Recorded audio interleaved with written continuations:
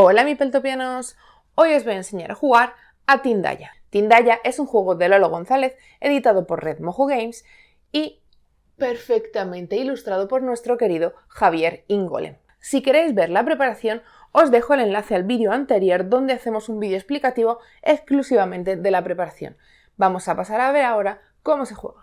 Bueno, pues de esta guisa dejamos el vídeo de la preparación de la partida en el último vídeo, que si no lo habéis visto y necesitáis ver cómo se prepara esta partida de Tindaya, podéis ir a ver el vídeo que tenéis en la tarjetita. Lo primero, decir que Tindaya tiene dos modos de juego. El primer modo es el de alianza de 1 a 4 jugadores, donde es cooperativo, todos ganan o todos pierden, pero juntos, y no hay puntuación. Sin embargo, y la que os voy a explicar, es el modo de juego de dominio. Es de 2 a 4 jugadores y competitivo. Todos pierden o gana quien tenga mayor puntuación. Como digo, esta partida está preparada para el modo competitivo, tiene unas pequeñas variaciones si lo queremos volver cooperativo, y en el manual lo encontraréis en recuadros de color morado. Vamos a comenzar a jugar. El juego va a tener hasta 3 eras.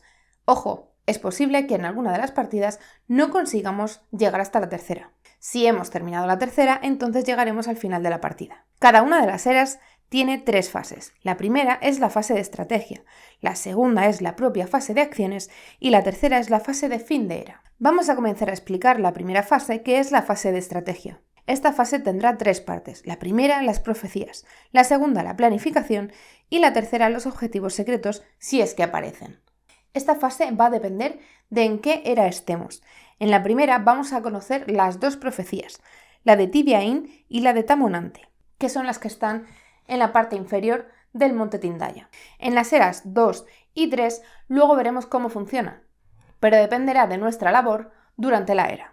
La carta de eventos de la era muestra qué eventos van a llegar y en qué orden. La profecía de Tibiaín localiza cada catástrofe y la de Tamonante la identifica. Observaremos qué barcos aparecen en la carta de evento y lanzaremos los dados de esos colores. En este caso, solo el barco blanco. Cogeremos el dado correspondiente, lo lanzaremos y colocaremos el marcador del mismo barco en la cima correspondiente. En este caso será en el 6. Si tuviéramos más de un barco y ambos nos saliesen en la misma cima, los barcos pueden compartir sitio. Pasaremos a la revelación de la profecía de Tibiaín. Para ello, cogeremos una profecía del mazo, nos fijaremos en la era actual, que es esta de aquí porque estamos en la era 1, y colocaremos los eventos que nos indique. El tsunami se colocará en una cima, el resto de indicadores en los volcanes. Por ejemplo, colocaremos a Moneiba en el 7, el tsunami en el 5, recuerdo, en la cima, a Corán en el 8 y la erupción del volcán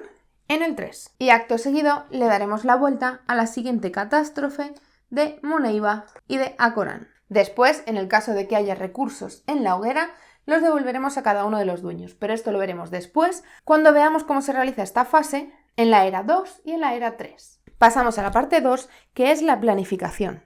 En este caso, podemos hablar con el resto de jugadores e intentar planificar la estrategia. No es vinculante, luego cada uno de los jugadores, según se vaya desarrollando la era, pues puede cambiar de opinión o puede decidir que no quiere cooperar o ayudar al resto de jugadores y hacer su propia jugada. Pero tenemos esta fase para intentar distribuirnos un poco el trabajo. Y por último, tenemos la selección de objetivos secretos. En el caso de que aparezca, como es este caso, en la carta de era, este símbolo de aquí, entonces repartiremos 2 objetivos secretos, que son estos de aquí, a cada uno de los jugadores. Y por orden de prioridad, cada jugador cogerá las fichas de puntuación que aún estén disponibles, mirará las cartas de objetivo, colocará una boca abajo en la zona central del tablero y le pondrá encima una ficha de puntuación. Eso sí, esta será boca arriba.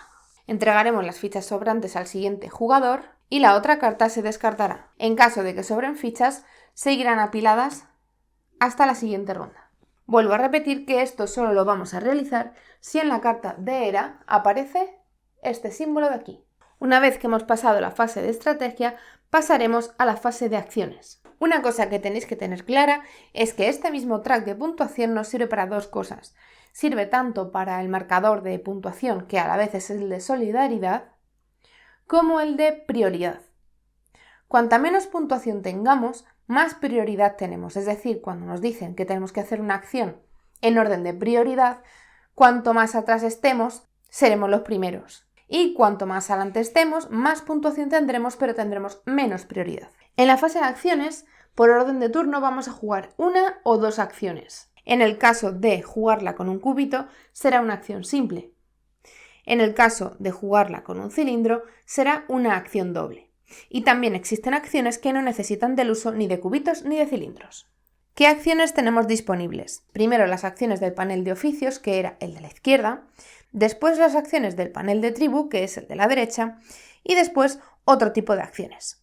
En el panel de oficios podemos desarrollar o producir. Para desarrollar pagaremos el coste del primer ingenio que no esté desarrollado. En este caso, si pagamos una madera y una punta de lanza, obviamente tenemos que tenerlo disponible, pues por ejemplo si lo tuviéramos así, pagando una madera y una punta de lanza, podremos llevar el cilindro correspondiente al depósito de acciones y ahora lo tendremos disponible para utilizarlo como acción. Otra acción que tenemos será la de producir, bien indicado por estos cuadraditos de aquí arriba, y para producir colocaremos un marcador sobre la casilla de producción de un oficio. Vuelvo a repetir, si utilizamos un cubito realizaremos una acción simple, si utilizamos un cilindro la realizaremos doblemente. Y aunque utilice cilindros, no contará como dos acciones, sino como una acción doble. Colocaremos un marcador de acción sobre la casilla de producción de un oficio. Los bienes simples siempre se van a producir, es decir, que colocaremos cilindros encima para indicar que lo tenemos, siempre y cuando tengamos asentamientos de ese oficio bajo nuestro control. Por aquí tenemos el de costa, por aquí tenemos los dos tipos de rebaños y aquí el de cultivo. La producción de bienes complejos también es obligatoria, aunque es verdad que voy a necesitar hacer sacrificios, ya sea de animales o de algún otro alimento o producto para su producción. En este caso, por ejemplo, si hiciera la acción de producir aquí, tendría una de leche por cada cabra que tenga y aquí sacrificando una cabra tendría los cuernos y la carne. En el caso de los bienes imperecederos, la acción es opcional y para realizarlo tendremos que pagar el recurso necesario. Vamos a pasar ahora a ver las acciones del panel de tribu. Lo primero que podemos hacer es edificar la cueva. Si me coloco en esta zona de aquí, entonces podré llevar el cilindro a la zona del depósito de acciones. Edificar la segunda cueva nos da pie a que podamos utilizar los aldeanos 5, 6 y 7. Y por supuesto que tengan un sitio para volver a cobijarse. Y para realizar esta acción debemos pagar una de madera, una de barro y una de piedra. La segunda acción que tenemos disponible es explorar. Vamos a poder desplazar a nuestros nobles o aldeanos hasta 3 movimientos. Se pueden desplazar por tierra o por mar. Con el movimiento terrestre podremos trasladar uno o más personajes entre dos hexágonos de tierra adyacente, aunque si hay dos en el mismo hexágono no hace falta moverlos a los dos. Podría mover a un nativo hasta 3 terrenos de distancia o 3 personajes diferentes podrían moverse a un terreno adyacente. También podrían, por ejemplo, agruparse peones contando con un solo movimiento. Es decir, 1 como unidad, 2 y si quisiera moverme, por ejemplo, 3. O por último podría hacer lo contrario, diseminar a mis personajes. 1, 2 y 3, contando cada movimiento como si fueran una misma unidad. En el caso del movimiento marítimo, vamos a necesitar la utilización de los cayucos. Un cayuco puede transportar hasta 5 personajes, pero uno de ellos debe ser un noble de forma obligatoria. Si no hay cayucos desde donde nos queremos mover, podemos construirlo. Construirlo no es una acción, nos cuesta 1 de madera y solo se puede construir en caso de que nos queramos mover. No tiene dueño, no se le pone ningún tipo de marcador para indicar la propiedad de nadie y cuando dejemos de utilizarlo simplemente se va a quedar donde hayamos terminado el movimiento.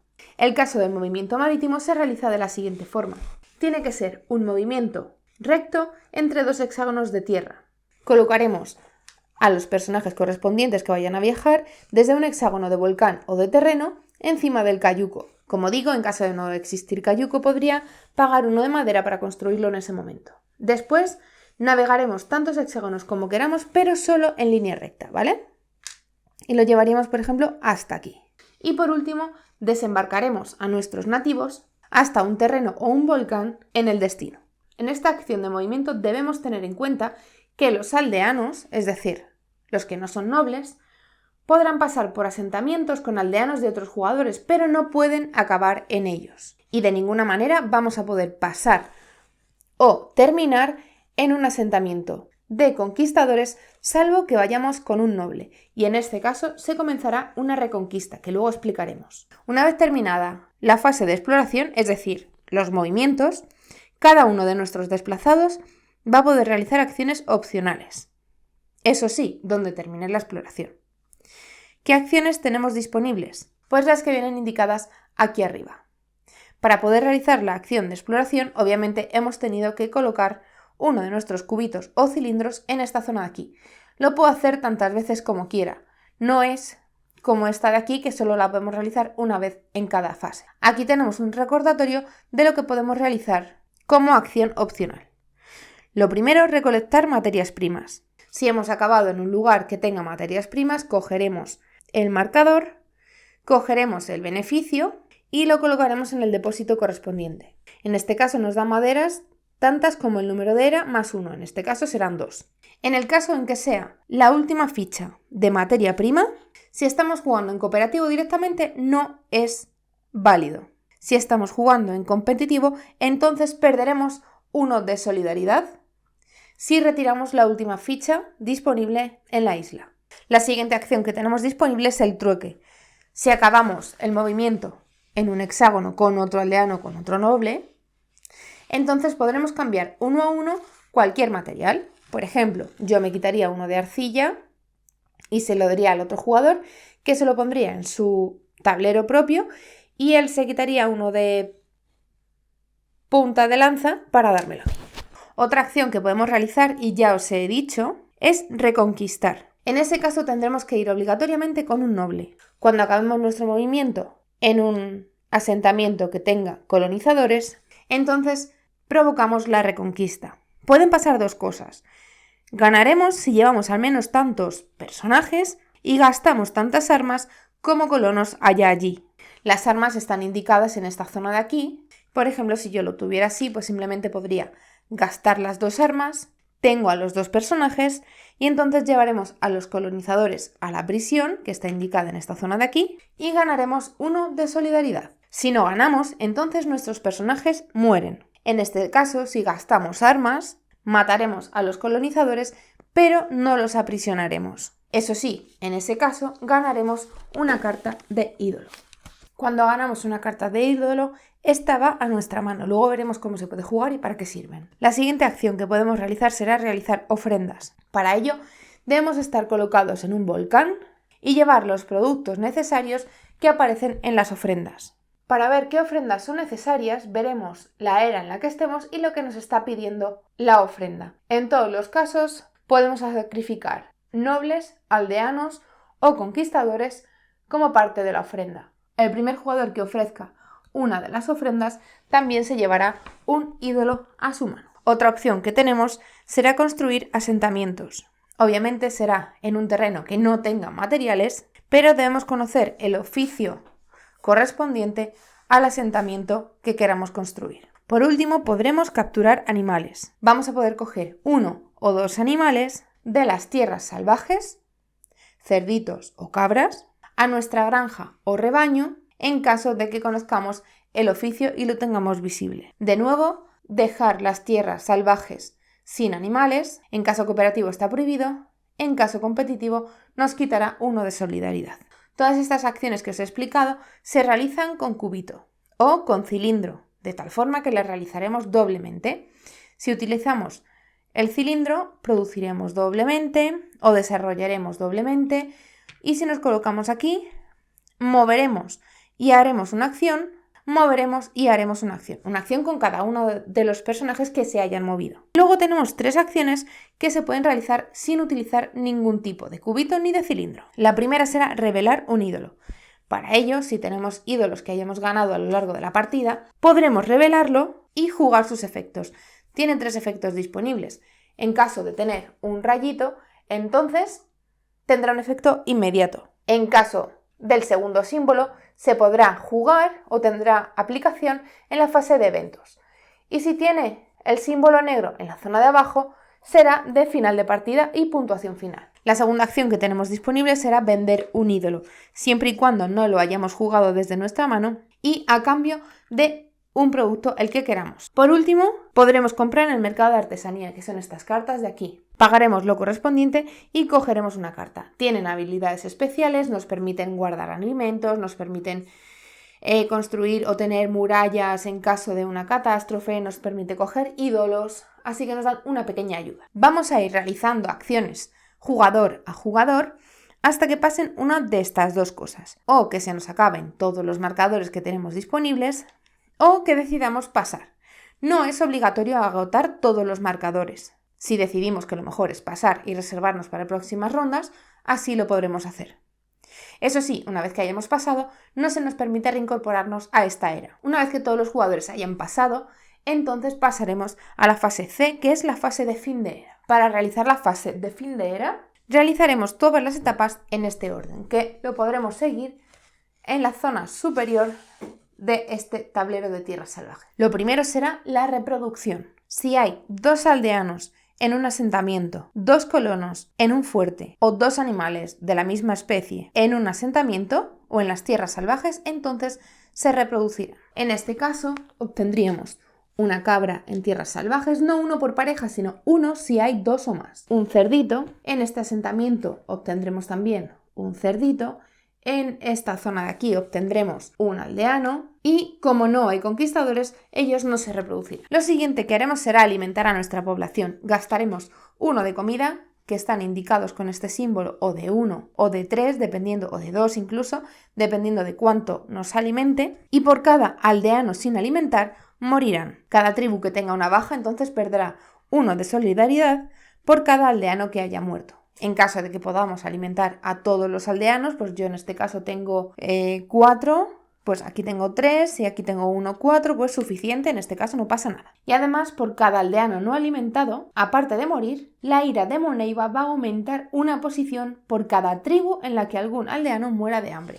Es decir, que en este caso no porque puede alimentar a todos, pero si no, subiría el track de la ira de Moneiva. Lo siguiente será el cobijo. Si no tenemos la cueva, cada aldeano que tengamos por encima de 4 morirá de igual forma que nos ha pasado con la alimentación. Por cada tribu con bajas, la ira de Moneiva subirá y además perderemos 1 de solidaridad por cada aldeano que haya muerto. Lo siguiente será comprobar la basura. Vamos a tener que tirar la comida perecedera, indicado con este símbolo de aquí. Todo lo que tengamos aquí producido tendremos que desecharlo. En el caso de haber desarrollado alguna artesanía y tengamos las vasijas, entonces podremos guardar alguno de nuestros productos. Todos los recursos que sobren tendremos que mandarlos a esta zona de aquí. Si se supera su capacidad, en este caso un recurso por cada jugador, entonces aumentaremos en 1 la ira de Acorán y quitaremos del depósito tantos recursos como jugadores. En este caso pues no me tengo que deshacer de ningún recurso. El jugador que tenga más recursos en la basura va a perder un punto de solidaridad también. Una vez terminada la fase de basura,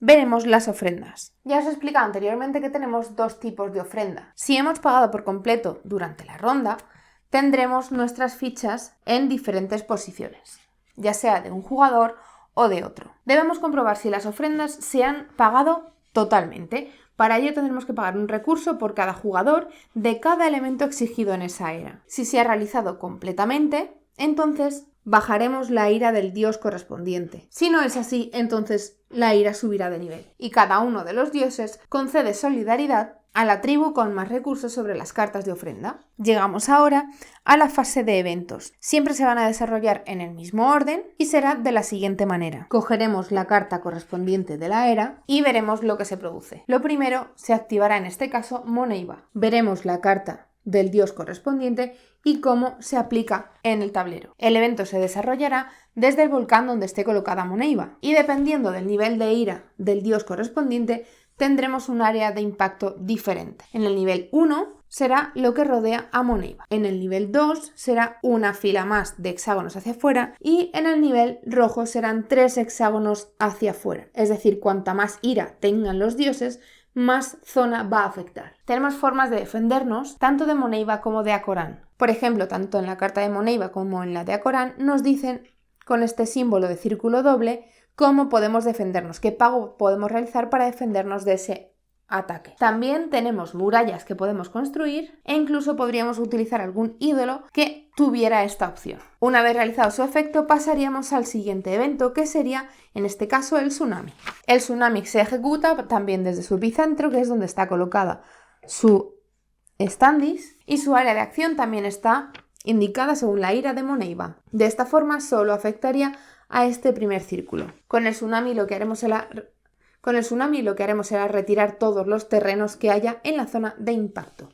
En caso de que hubiera algún cayuco, también lo retiraría. Lo siguiente será el barco blanco. Para ello veremos dónde se localiza, en este caso es aquí, y atacará la isla más cercana. En este caso es la isla número 6. Los colonizadores lo que hará será atacar un único terreno de toda la isla que haya, teniendo prioridad sobre los bosques, después sobre las costas, después sobre las montañas, siempre y cuando estos tres tengan materiales. Después tendrá el mismo orden, pero sin materiales encima. Bosques, costas y montañas. También dará lo mismo si tienen asentamientos encima. Si hay una muralla construida o tenemos algún ídolo que la proporcione, entonces los conquistadores simplemente se irán de allí y no habrá consecuencias. En caso contrario, que no podamos defendernos, entonces si no hay nativos, quitaremos el asentamiento si lo hubiera, o los materiales si lo hubiera, y colocaremos un fuerte con 2 colonizadores. En el caso en el que el barco, o los colonizadores mejor dicho, lleguen a un lugar que sí tengan nativos, entonces tendremos una batalla.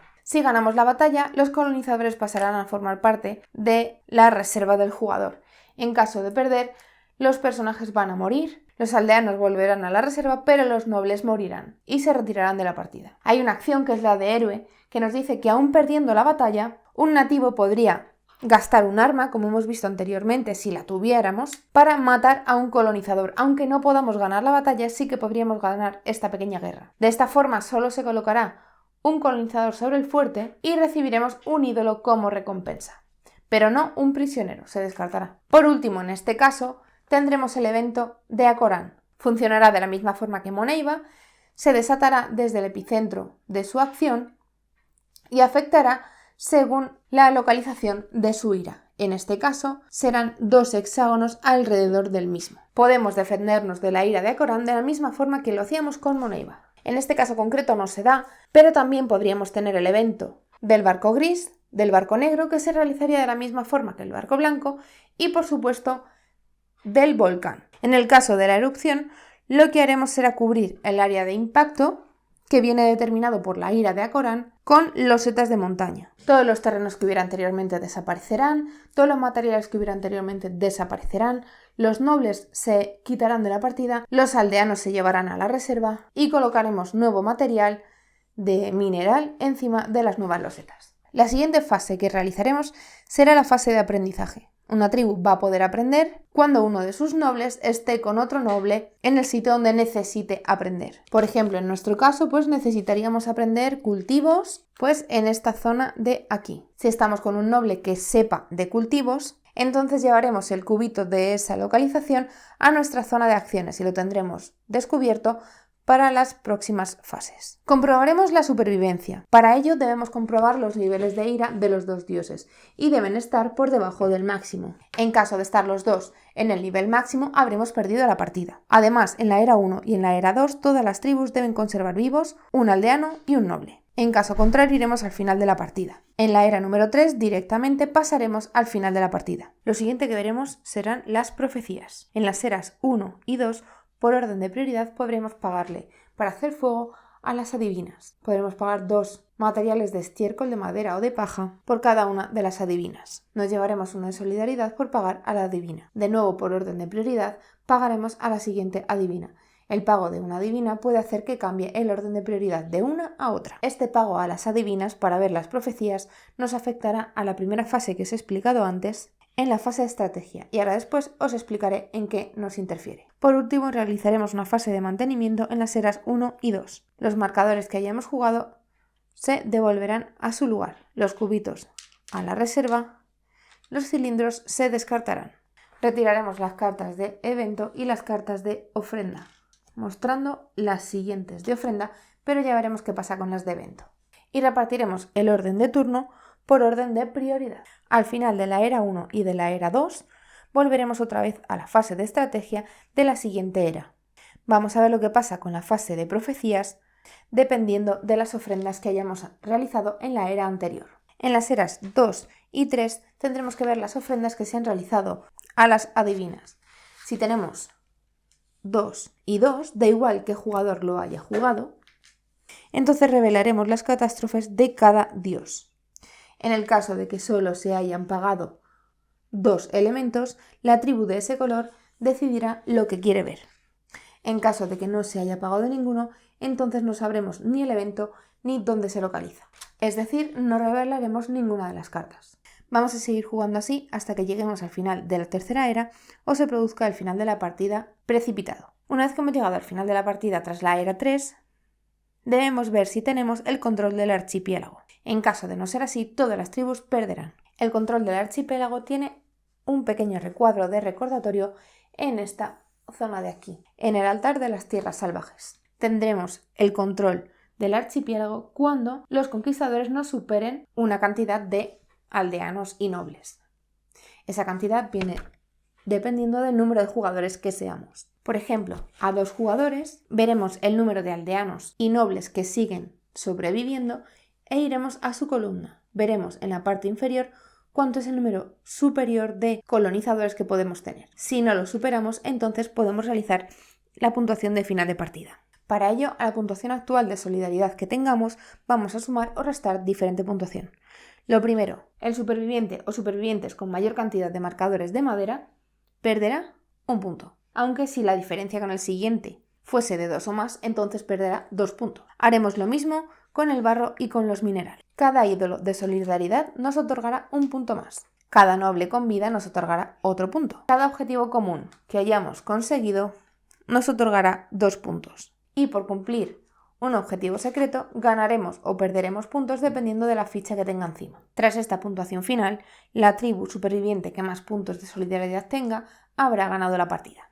Bueno, ya lo habéis visto, ya os anticipaba en el vídeo de preparación que era un juego complejo, que es un juego con muchas acciones, con muchas cosas a tener en cuenta. Y bueno, para que una editorial y un autor en concreto como Simone Luciani se haya fijado en esta tindalla, ya tiene que ser súper requete guay. Además tengo que decir que tiene varios modos de juego, tiene el modo competitivo y cooperativo, como bien os he dicho durante la explicación, pero además tiene 2 variantes extra. Una de ellas es una especie de campaña de 4 partidas donde se van implementando reglas poco a poco para poder aprender el juego de forma escalada. Simplemente tenemos que ir implementando cada regla que aparece al lado de una luna en el orden en el que nos indica el manual. Y por último tenemos la variante del traidor, donde hará las partidas un poquito más específicas, más especiales y donde aprenderemos que no todo es lo que parece. Así que nada más, por aquí abajo dejamos nuestras redes. Si queréis saber nuestra opinión sobre este juego, os invito a que vengáis a los directos de mis juegos del mes donde hablamos de todas las partidas que jugamos en cada mes y que vayáis a GameFound, que tenéis la tarjetita tanto por aquí arriba como en la cajita de descripción